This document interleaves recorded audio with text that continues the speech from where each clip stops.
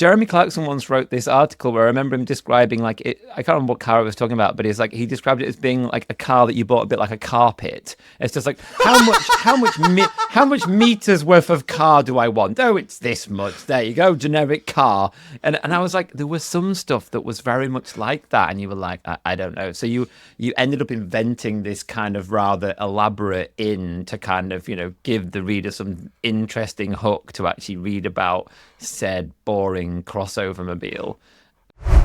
Hello, I'm somebody that may sound like Drew Smith. And I'm somebody that may sound like Joe Simpson. And you are listening to something that was once upon a time known as Looking Out, the podcast. The podcast in which we connect the dots across mobility, design, and culture. Coming up on today's show, we're going to have a chat about the latest Tesla launch and talk about why we've been missing in action for such a long time. Buckle up, readers. It's going to be a fun one. No, not readers, listeners. Jesus Christ. Sorry. Oh, fuck that.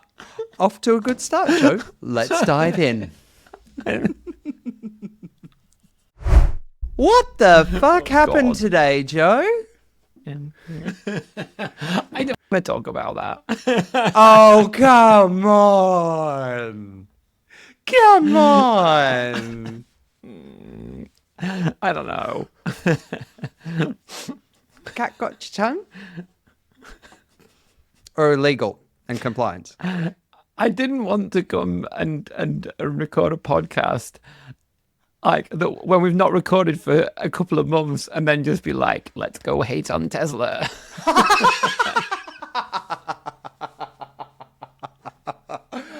Oh, I thought it was a perfect opportunity for a comeback. I mean,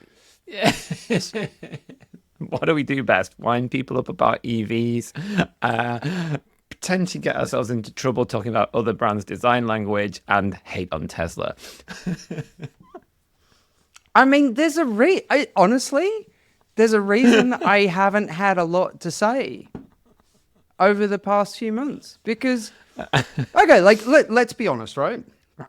And I know I'm not alone in this, because Jason Kamieta and Derek Double Barrel Tam Scott recently recorded an episode of the Curmudgeon Show where Jason was both recounting his experience of what he has absolutely clarified beyond a shadow of a doubt was not a review of the Cybertruck, right? And just the unbelievable amount of politicized hate he received as a consequence of that. And we got that too, okay? Like, I mean, we're nowhere near on the level of Jason Kamieta, of course. And yet, if you look through the comment section I stopped reading it. Of the videos that we've done on things like Cybertruck and Tesla and FSD and that sort of stuff in the past, I can see where he's coming from. But he also said that what was he reviewing? Was it the Alpha Toenail? An Alpha Toenail. Alpha Tonale. Yeah, it was the toenail. Yeah, my dad used to call Fiat Chromas. I think Fiat sold about 4 of them in Australia. But whenever he saw them, he'd call it a Fiat Coma. And the Fiat Regatta in our family was known as the Fiat Regretta. So the Alpha Toenail is following a long history. Following in good footsteps, yeah. But he was saying, look, I just didn't know what to say about the product. When I was reviewing cars back in the day, it was really nice to get cars for a week. And I think there's a problem with autojournalism. I mean, it's really nice to get cars for a week and they're full of fuel. In fact, I have a working theory that one reason a lot of autojournalists hate EVs is because they turn up at their houses and they've not got a free full tank of fuel for a week. But that's another topic, podcast altogether. But sometimes some stuff would turn up and I was just like, I don't know what to write. I have nothing to say. It's like Jeremy Clarkson once wrote this article where I remember him describing like it. I can't remember what car it was talking about, but it's like he described it as being like a car that you bought a bit like a carpet. It's just like how much meters worth of car do I want? Oh, it's this much. There you go, generic car. And I was like, there was some stuff that was very much like that, and you were like, I don't know. So you ended up inventing this kind of rather elaborate in to kind of give the reader some interesting hook to actually read about said boring crossover mobile. So I understand where Jason was coming from. The only car, is it? The only press car I ever received was a Lexus RX 350. And I remember this when we were living in London. You came round to my house in it. I'm right, I know. And it turned up and I was like, what am I going to say about a Lexus? Well, I remember what you said. You described the leather on the door and the gear shifter as being like the skin on the back of Granny's hand. Ladies and gentlemen, it may not surprise you to learn that I have never again received a press car. But I did go and do some fun stuff with that car, right? I drove to Portishead because I love Portishead. I wanted to see the town where the band was named. And, so I could write for non-Portishead fans. Watch listeners, small place just outside Bristol, nice spot, home of said band of same name. Great insert music to do Portishead MDMA music here. Apparently. And also became the soundtrack to middle-class dinner parties in the 90s. All of that aside... Before Coldplay was a thing. Jesus Christ. Portishead were a lot better than Coldplay. Yeah, I mean, please don't tar Portishead with that brush. But, you can't turn every review into an obscure travel log of, like, the coastline outside of Bristol. So anyway, like to get back to the point, Jason was basically saying, like, I've kind of given up. Like, I'm gonna try one or two more things, and then I think I might be done with it. And the reason we haven't been recording is because I haven't wanted to record, because I felt like I haven't really had anything new and valuable to talk about. And in full transparency, this has coincided with a period of depression that I've been going through. Like, I've stopped writing, didn't want to record the podcast. I was doing a column for Car Design News, just stopped that. And I'm like, if I haven't got positive stuff to talk about, if I haven't got interesting, exciting things to kind of get my teeth stuck into, like, I don't want to write about carpet. Like, it has been quite a... is that unfair? I was going to say it has been quite a slow period. You described it in a really, really interesting way, and I hope you don't mind me sharing this with people, but you described it in... Well, hang on, we're in October, and when did we have this conversation? August, where you said... I feel like I've been giving the industry, by which you mean broadly the auto industry, I suppose we could expand it to mean mobility, a lot of space in my head. It's been taking up room a bit like, someone that's taking up a large proportion of your house, but it hasn't been paying for it. It's been living rent-free. This industry has been living rent-free in my head professionally for nigh on 20 years at this point. and it's given vanishingly little back to me. In terms And I think of, I was just going to say, in terms of reasons to be hopeful. Yeah. And I think for those of us in the industry, there is a kind of well, no, definitely not for everybody. Probably for a minority of people. I'm actually talking about a sample size of about 6. So take this with a pinch of salt. But I do harbour this belief that a lot of people are in it because they think I'm talking about designers. They have skills which can make the world a better place by making things and products which improve people's lives and improve our visual environment and make your experience nicer and maybe don't fuck up the world quite as badly as we have been doing. And I think a lot of people, me included, go through waves or periods, or maybe you get to a particular period in your career where you go, am I I'm going to use a coarse term. Am I inside the tent pissing out, or am I outside it trying to piss in?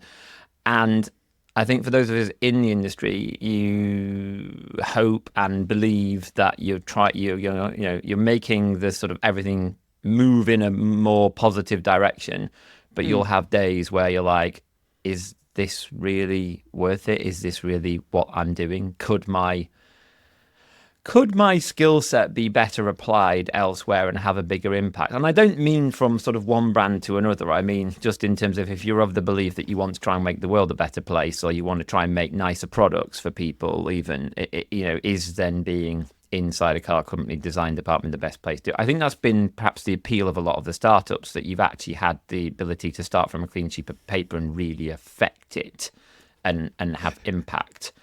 Which maybe brings us about Tesla. Back to Tesla. There was a thread that I wanted to pick up on there. Okay, yes, there is a thread. Right. So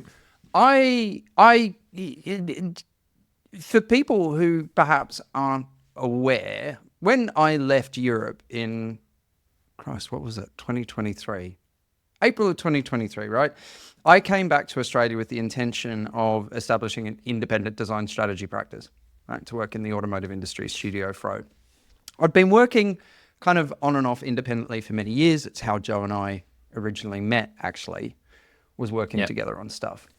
And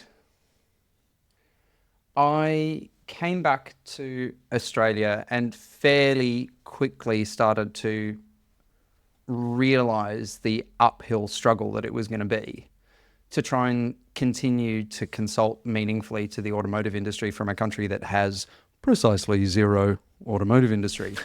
And, I'm getting older, not old, I'm 42, and the prospect of jumping on planes to service clients in China or to go to the West Coast or fly to Europe, that all started to factor into things as well. And I've spent an awful lot of time on planes in my career. It's not something I really want to do for work anymore. And I just started going, actually, you know what? Maybe I'll do something else.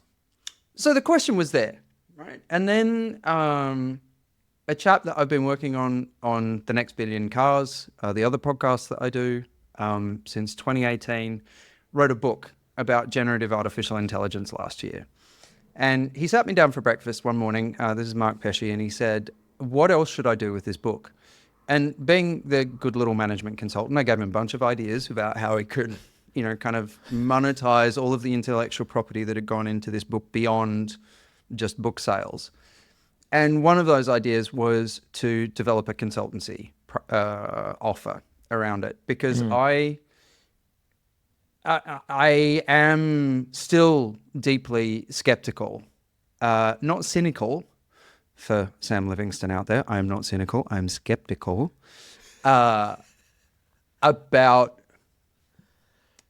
the value of generative AI as it is very commonly spoken about in the here and now, right? And Remember, I used to work for the world's largest technology consulting firm, so I know how these companies live off the hype cycles around the introduction of these new technologies. And I said to Mark, look, there's going to be space for somebody to calm the farm, to talk sense to executives.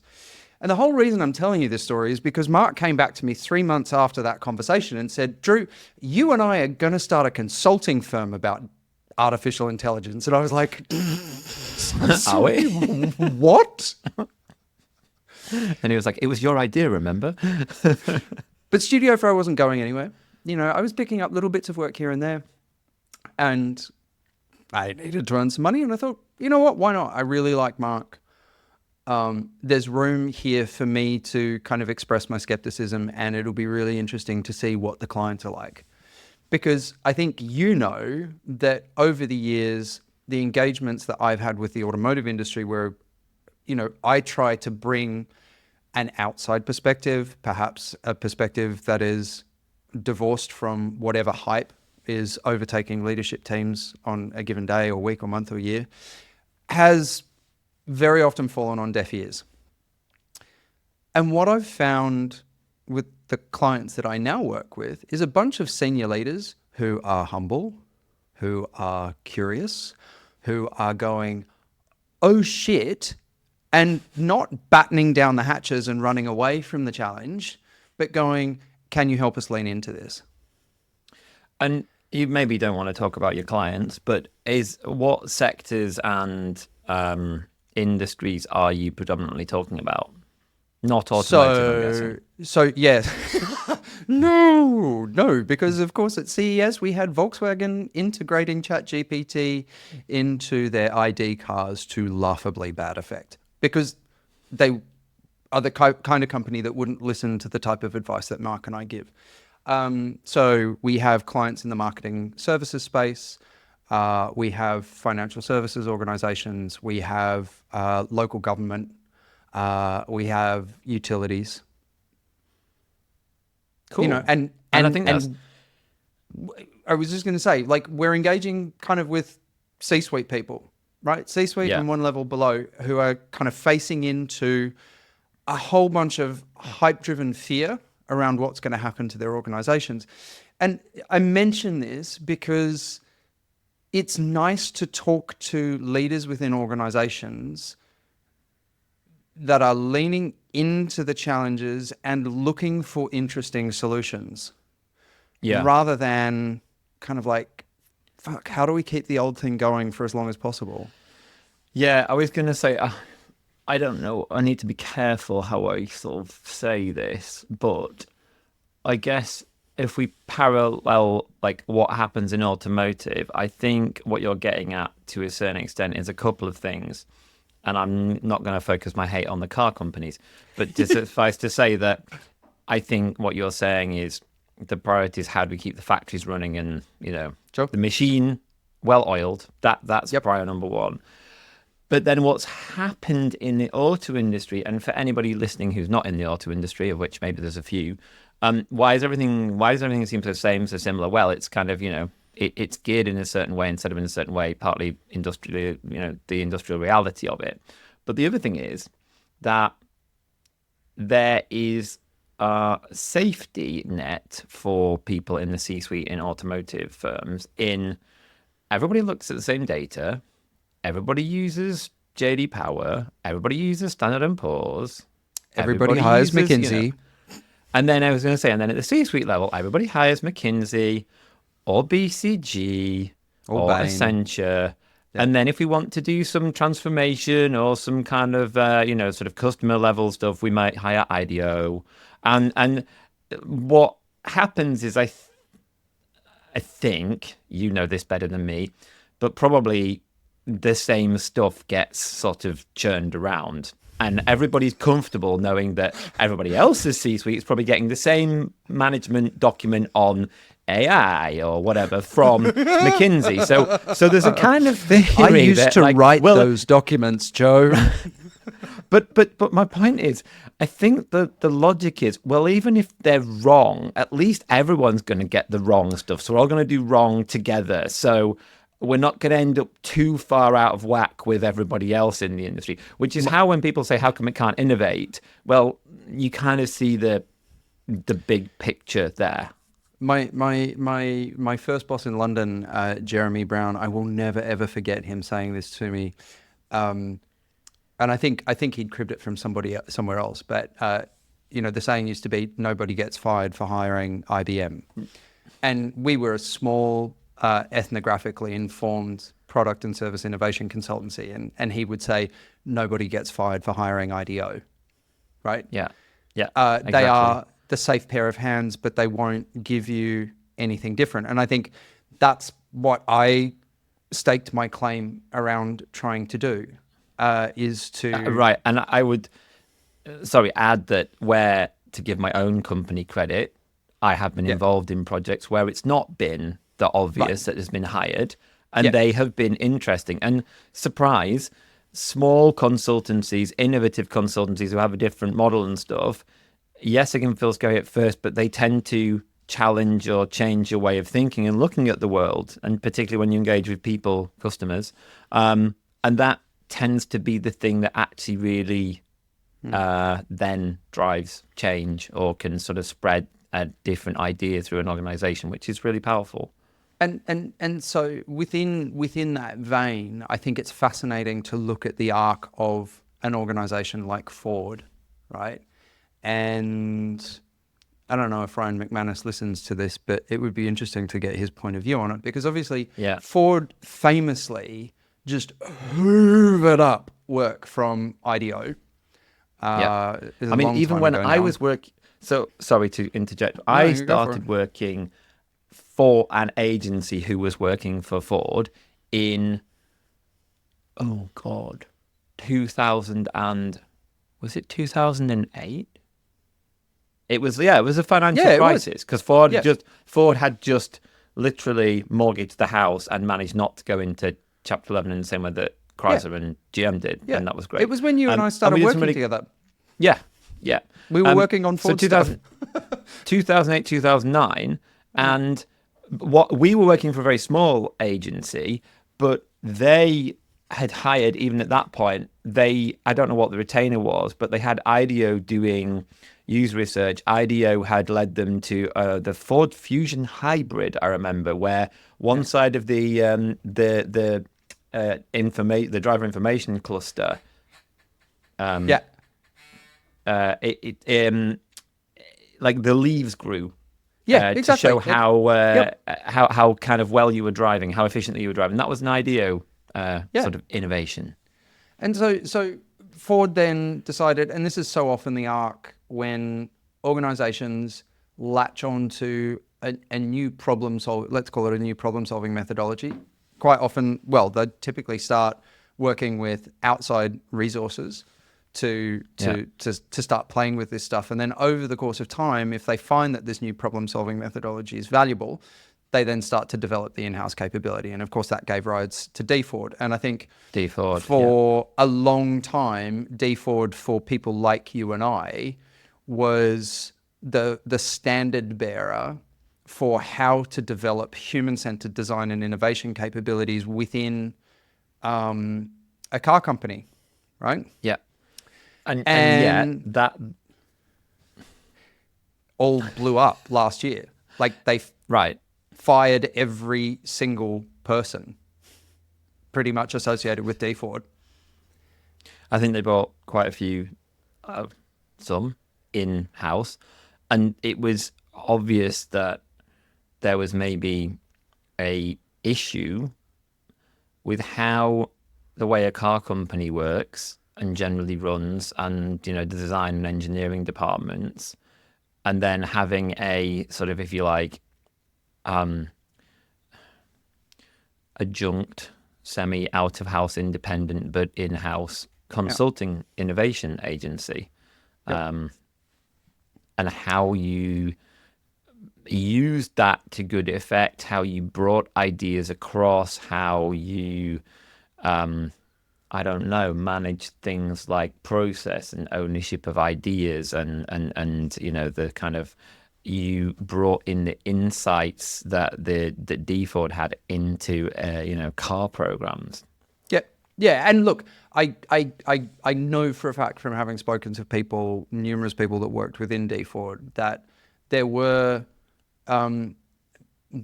significant challenges around like over researching stuff. For example, it's like, okay, like we know about this, like we all have an intuitive feel for what's right. Like we don't need to go and run some massive multi-market ethnographic research program to prove a point that we know has been proven many times before. So there were like operational challenges around it, but I think in terms of being able to point at companies other than perhaps ones like the one that you work for, and being able to go, oh, there are other organizations out there that actually get this and understand the importance of building porous organizations and allowing for kind of experimentation and new ways of looking at the world. It's like, oh gosh. Yeah. feels a bit dark. Slim pickings. And I guess we were going to circle back around to Tesla, right? And look, I think all of the stuff around FSD and autonomy and robotaxis and the substance of whether that will ever actually work is not my domain. I think it's been proven by many other people that the path to full autonomy, the way Tesla is choosing to pursue it, is bunkum, but I'm not the expert on that, right? I'm not here to comment on that. But thinking about, if I think about what my purpose is, I was having a conversation with somebody the other day. It's about brokering more humane relationships between humans and technology. Yeah. And understanding the intersection of culture, design, business, and technology, sort of more broadly. And what I noticed with Cyber Cab and Robovan. He was pronouncing Robovan in the weirdest way. Was the total absence of humanity, right? So if Cybercab is meant to be a general purpose, shared use cab, taxi, yeah, what do you do if you got a wheelchair? What do you do if you've got crutches? What do you do if you've got a gammy hip? This thing has the H point of a sports car. And by H point, it's an industry term, it's like how far off the ground is your hip joint, right? And this little thing, you scooch down into it like a sports car. So it's great for somebody with full mobility. Still not great if you've got full mobility and you're carrying a bunch of heavy stuff. No. And I commented on that on, I don't know, one of the social networks, and then I saw the robo van coming in, and I thought, oh God, I've shot my load too soon. This is going to be, this is going to be amazing from like an accessibility standpoint. Listener, it is not. Right? I did manage to find one press image which shows a single wheelchair user who would be kind of wedged into the middle of the van with a wheelchair ramp. Yeah, but a bit again, like a bus, I guess. Like where you kind of, it's not very ideal, and that you have some doors that open and then a ramp has to come out, and then you get in and you sort of sit in this kind of grey zone in between the seats. Yes. Fine, but it's like one wheelchair. Like I'm not trying to articulate it's good. I'm just sort of trying to describe. Sure. Right. Okay. Sorry. I thought you were. I was getting my back up, Joe. No. But again, these are products conceptually. I mean, Elon's been talking about this since 2016. So as an idea, having a fleet of robotaxis has been knocking around for I'm not very good at math, for 8 years. And the products that were shown today showed no accommodations beyond maybe a ramp and some space for people with mobility challenges. Like no handholds, no grips, no evidence of straps to hold stuff down. And you'd think, if you're going to the effort of like hiring the back lot at a movie studio, surely you'd want to be able to demonstrate how is this stuff actually going to work. And I've given crap to companies like Renault many years ago for the, what was it called? The Easy I want to say it's the Easy Go? Go, but it might be the wrong one. Yeah. Right? Which was a static model, but was 100 times better thought through and resolved Yeah. than what Tesla showed today. We have a video somewhere of us in it at Geneva, I think. Maybe you were. I mean, it was still pretty bad, but Yeah. but at wasn't least great. they kind of thought about tethering and holding on to stuff and what you'd How it need to interacted hold with the on built to as you environment and got stuff. into and out of, and how it works with the built environment and all that kind of thing. I think my reflection, and I'm not going to go particularly deep on this because I'm almost like I genuinely don't know whether it's worth the airtime. But when I hear you speak and when I was looking at the images, my reflection sort of sat around. There's somewhere that's always an interesting question for let's call it like design in general, and this is not just about design at all, but how you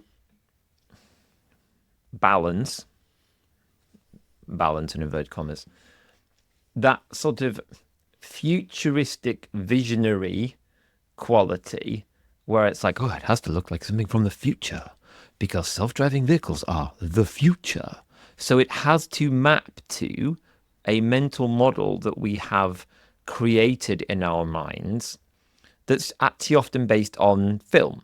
So if you think of a vehicle from the future, it's things like vehicles from RoboCab or Minority Report or those kind of. Yes, but Yeah. they are Thank you. better Sorry about that. resolved. They are better resolved than products that are supposedly 2 to 3 years away from production. Like I've seen Right. the Lexuses from Minority Report up close, and I'm like, holy crap! Oh, they really did a job on this. They've done a really good job on this. So And it would be interesting I to get get someone it. like, yeah, it would be interesting to get someone like Daniel Simon's view on this. He was responsible for the vehicles in Tron and worked for a long time with the kind of the movie studios in Hollywood as a kind of vehicle design consultant. And I think he's really interesting in kind of like that space and how you project the future. But then balanced against the actual reality, the usability of these things. And I think maybe in someone like Elon's mind, it's just like, I don't know if he's really interested in the kind of, he's only interested in people that sort of fit in his sort of world domain of how people use vehicles. Exactly, like cis white males, high as kites on ketamine. The reason I think it's important to discuss this is because Tesla has defined so much of the narrative of the mainstream automotive industry for a very long time now. And I think both you and I have lived through eras where organizations that we've either worked for or consulted to have been completely dumbstruck and in a flat panic by what Tesla is doing. And I think to that point, I would posit the Model S is the most important vehicle of the 21st century so far. Right. The Model 3 is probably the second most important. Yeah. And it's still a template that many other brands you can see are obviously following and reacting to. And it's now 6 years old already. Yep. So we're not trying to deny at all the impact they've had. It's been enormous. And I think your point is like they have such colossal influence. Parry back to the conversation we had about the Cybertruck. That I think that's why some of our perspectives, objections we feel are kind of important to raise up, because people will sort of react, copy, follow, be influenced by it without thinking particularly deeply. But that's then an interesting conversation where I'm curious about the ongoing impact of Tesla. I still think this relates more to how the company is positioned in the future in its stock market share price, because I personally think a Model 2 is much more interesting, and I'm waiting to see if that still happens. Elon's sort of said it won't. I think it might. And I think that's still the way more interesting, and in the next probably 10 years, potentially more impactful vehicle. I did spend some time just looking at the Cybercab and thinking, I wonder if you could actually engineer this, like if you engineered it for production. And I actually have a whole bunch of questions around whether the Cybercab as shown today could actually be a production registerable vehicle. Right. Yeah. Especially at the $30,000 or sub $30,000 mark.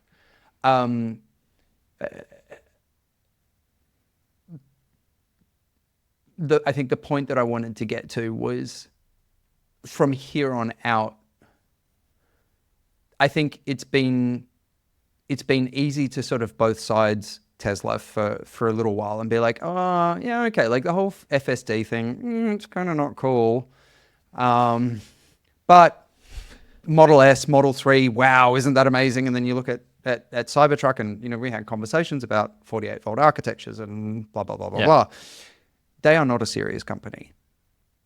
They're not as I don't believe on the strength of today that they are a serious car making company. I'm happy to change my mind if Model 2 comes along. But do you think that's because what's happening now is there's a pivot towards, again, the future, which is focused on the idea of AI and robots, and that the potentially transformative change that has on society, i.e. car making and the way that they've set things up with Model S, Model 3, that was just like a realistically a move of the needle. It was still in the realm of the kind of car making as we know it. This, or the play, if it's to be believed, it is different. It's about the impact that robotics and artificial intelligence is going to have on the future of society. And to believe it, I need to see that those products are for everyone. That the way those products are designed and executed match the hype that Elon pushes, which is, this will change the world. This will change our cities. I mean, the other thing that I found absolutely fascinating was showing all of the aerial shots of the sports grounds and the parking lots in the United States. And in the launch video, or in the launch presentation, Elon was talking about, it'll be amazing. We can get rid of all of these parking lots. And what are they going to put in the parking lots? Parks. The problem that certainly North American cities have is typically not primarily a lack of parkland. It's a lack of density. Right? So if you were really of walkability and bikeability. If you were really thinking about how you were going to intelligently reuse all of the parking space from around one of North America's many sort of football or baseball stadiums, it would be, actually, why don't we create like walkable, bikeable, human-scaled neighborhoods where, guess what? We don't actually need cars. I also think there's another part which has been talked about to death, which is, you take away all the parking and the vehicles move out, and then they're doing swarming, circling around the city when they're not in use. And yes, I get that the idea is, because the utilization factor is so much higher, you don't need as many vehicles. But how does that actually work in principle? How do you not just move the problem from being a parking problem to being a kind of congestion problem? Well, and then how do you factor in the service layer? Because as Chris Bangle said on a podcast that I recorded with him many moons ago, this is all just plumbing. Running a service is plumbing. It's like, how do you get nourishment in and how do you get shit out? And it was interesting that Tesla actually nodded to servicing with a video of what looked like a buffing pad mounted on a screwdriver mounted on something that was supposed to be a robotic arm coming in and polishing the screen in the center of the robocab, and like something that looked maybe like a robot vacuum cleaner arm, like sucking up candy in the... Well, at least they thought about it. 8 years. You've had 8 years. Like, anyway, this is why I haven't been recording podcasts, Joe. But it's the Paris Motor Show next week. Yes, we are back, people. We are back. I am there for precisely 1 day before I get on a plane to America. I'm going to have to It's catch a tail you trip. at a bistro somewhere. Look, ladies and gentlemen, this has been a very special and very fun episode of Looking Up the Podcast. I honestly cannot tell you when the next one will be, but it may be after Paris. Depends on how Drew feels about the world, cars, the auto industry. If you've stuck with us in the break, and if you've made it this far, thank you so much. We do. I mean, I really appreciate the fact that Joe and I have had this platform for as long as we had, and it's lovely to know that you're out there and listening to us, and sometimes agreeing with us, sometimes violently disagreeing with us. So stay tuned. If you like this, share it with some friends. Might give them some pause for thought about what they're doing and what they could be doing. Looking Out the Podcast was not written, but definitely presented by Drew Smith. And Joe Simpson. This is Drew Smith. Thank you so much for listening.